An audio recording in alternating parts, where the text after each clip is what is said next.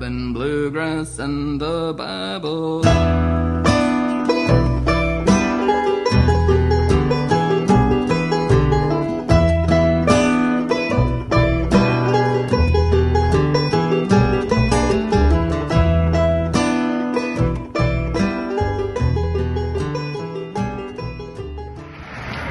Good morning on this brisk September 3rd morning. It's finally cooling down here in central Kentucky after a long heat spell. I'm glad to have it. I'm standing out here at our statue of St. Gregory the Great because it is his feast day. And, you know, I think we often take our patron saints for granted, so I wanted to give you guys a little background information on St. Gregory the Great. You know, he was a prefect of Rome, so that means he's probably trained in the legal profession, so he understood the law really well. He's considered one of the four great doctors of the church, along with St. Ambrose, St. Augustine of Hippo, who we talked about the other day, and St. Jerome. He's the fourth great doctor of the Western Church. Now, it's not just kind of a passé title that we give him. It's important because of all the things he wrote and all the reforms that he brought in. He standardized the liturgy. That's where we get the term the Gregorian chant. You've heard of Gregorian chant before.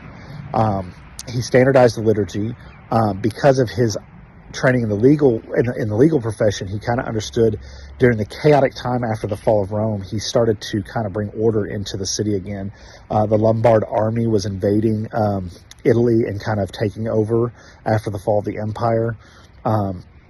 Because of this, there was a lot of increase in war captives and slavery.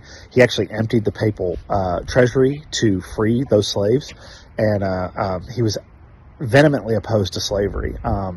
Actually, a lot of the abolitionist movements within Christendom kind of can trace their origins, obviously, to Christ and the apostles, but also to Gregory. And back to his status as one of the great doctors of the church, you know, Ambrose was also trained in the legal profession, most likely.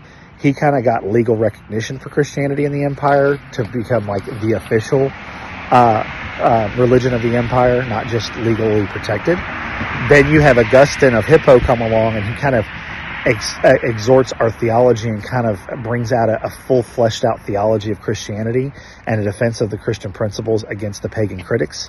You have Jerome, who writes this Latin Vulgate, which is now, you have two copies of the Bible, the Greek and the Latin, so you have it in the most common languages in the ancient world. You can now go out and spread that message. And then you have Gregory, who goes, okay, we have all this success with my last three collaborators here. Now it's time to go out and evangelize the rest of Europe. And so he sends the great Anglo-Saxon mission north towards Britain.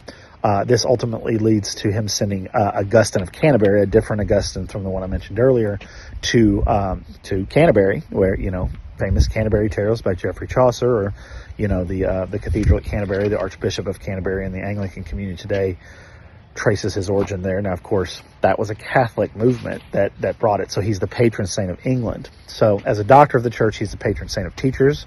For our school here at St. Gregory, we want to take special note of our teachers, obviously. And then the patron saint of England. So all of us English speakers owe a great debt to Gregory the Great. So today, take a little time.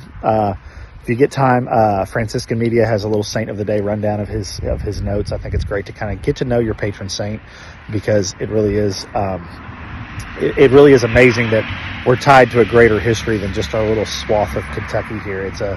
It's what binds us to the great global church, and it is a more global church because of someone like St. Gregory. Have a great day. Bluegrass and the Bible.